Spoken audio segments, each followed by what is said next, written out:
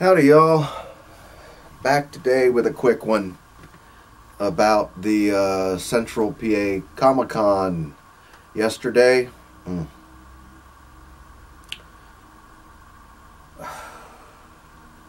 It wasn't a complete bust, but very underwhelming to say the least. Now, to reiterate what I've said before, I haven't been to any kind of con since the early to mid 90s. I think maybe 1994 was the last time I had been to a con, so it's the better part of a quarter of a century. And I know things have changed, but wow.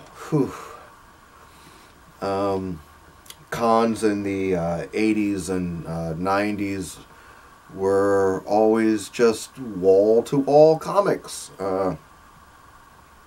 Comic-Con, imagine that. I had no idea that they were going to be, comics were just going to be almost like a footnote, you know? I think they ought to change the name of the damn thing. It's not a Comic-Con, it's more of a, I don't even know a pop culture lifestyle con.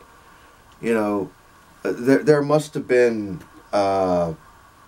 50 or 60 individual, you know, between the artists and the craftsmen with their little things they've made and you know, all this other stuff, 50 or 60 individual booths, for lack of a better term.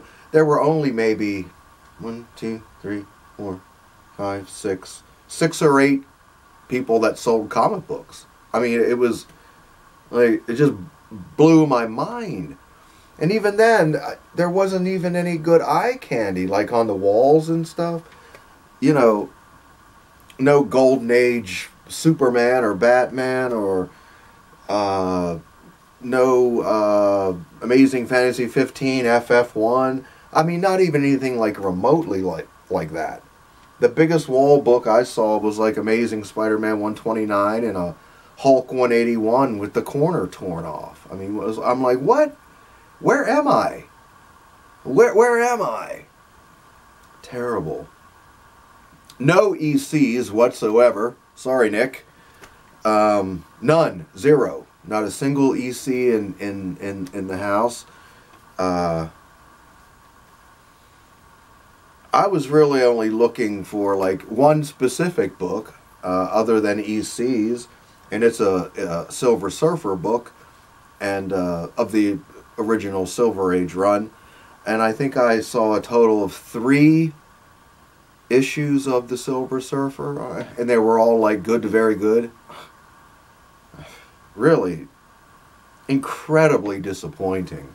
I mean, the highlight of the whole trip was the new smoky mushroom burger at Wendy's that my buddy Tom, who went with me, we had those burgers on the way home, and that was the highlight of the whole trip.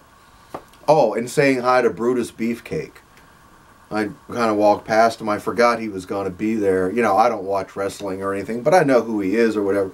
Walked around the corner and and I said, "Hey, Brutus Beefcake. Hey, how you doing?" If anyone had told me that was going to be the highlight, my lunch, and saying hi to Brutus Beefcake, I would have just thought you were, you know, tripping on acid or something. Because, anyway, I'm going to a Comic-Con. Well, terrible. I did buy this shirt. I don't really wear t-shirts anymore, except to sleep in, really, or do yard work, but it's really beautiful. And, kind of goes, it's a graffiti designs shirt, just like my old Dark Knight shirt, which was just like this, but it was like a powder blue that I bought back in 86 or 87 when the Dark Knight had come out. So yeah, I got this, and I got these books. Nothing too crazy here. And I could have just gone wild, I guess, impulse buying. But frankly, I wasn't in the mood to dig through long boxes. I wasn't, I don't know. Tomb of Dracula 23. Always wanted this issue back. I bought it off the rack. And great Gil Kane cover. It's kind of reminiscent in its kind of own Marvel way of Detective Comics 31 and Batman 227. The chick running from the castle with the figure looming over the castle. Yeah. Great. Submariner 56. The great Dan Atkins issue. This was one of my favorite books from my childhood. It's haunted me for more than 40 years. Great story inside, and great Dan Atkins artwork. X-Men 138. And finally, just another copy of Sergeant Fury number 16. It was cheap, so I bought it. And like I say, I just said, Tom, let's get out of here before I just start impulse buying. And, you know, I don't want to... I didn't come here just to spend money, you know. I don't do that. You just get to be of an age, I think, and wanting to just piss away money for the sake of pissing away money. That kind of goes away after you reach a certain age, I think. Anyway, so yeah, there's the 4 books I bought. Oh, and then of course I paid the $20 for the privilege of going in and buying these 4 books and saying hi to Brutus Beefcake. And also, I have a little complaint. The lighting in the place was terrible.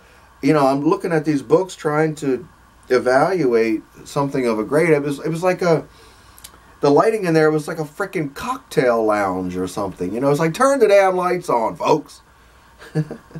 So, yeah.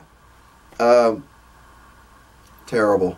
It's got me totally rethinking about going to the Harrisburg Con in June. I may just pass that up if it's going to be anything like that nonsense.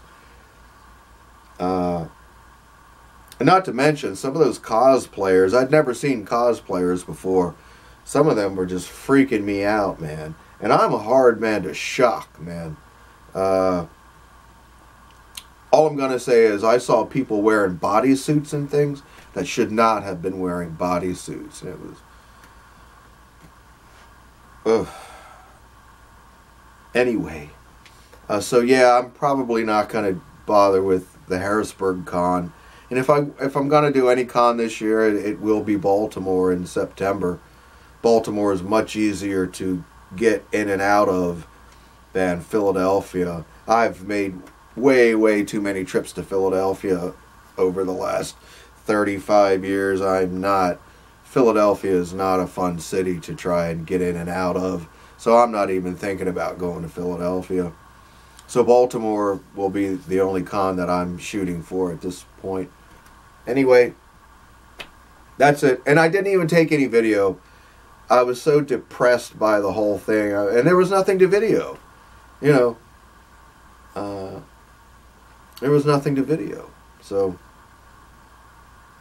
great. You know. Oh well. Better luck next time, right? Better luck in Baltimore in September. All right. That's it, y'all. See you later. Bye-bye.